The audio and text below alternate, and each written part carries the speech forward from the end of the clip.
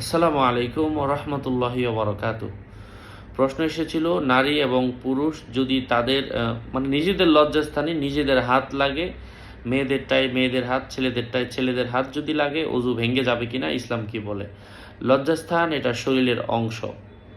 মুখ যেমন আমার শরীরের অংশ, মুখের মধ্যে হাত লাগলে যেমন অজু ভাঙে না, শরীরের যে কোনো অংশের মধ্যে হাত লাগলে অজু ভাঙবে না। আর যদি শাহওয়াতের সাথে হয়, যার যেখানে হাত লাগার কারণে আপনি কোনো কিছু দেখতে পাচ্ছেন, পিচ্ছিল পানি, ছেলেদের অথবা মেয়েদের অথবা নারীদের অনেক সময় লিকুরিয়া, সাদা স্রাব হয়, এগুলো যদি লাগে তখন তো অজু ভেঙে যায়, হাতও অজু ভেঙে যাবে। কিন্তু সচরাচর শুধু শুধু হাত লাগলে সরাসরি কাপড় ছাড়াও যদি কাপড়ের নিচ দিক দিয়ে কেউ ধরে কোনো প্রয়োজনে চুলকানোর জন্য যদি ধরে, আশপাশে হাত লাগে, অজু ভাঙবে না। আল্লাহ বুঝার তৌফিক দান করেন। আরও আপডেট পেতে এমনই মাসাইলগুলো জানতে সাথেই থাকবেন। আসসালামু আলাইকুম।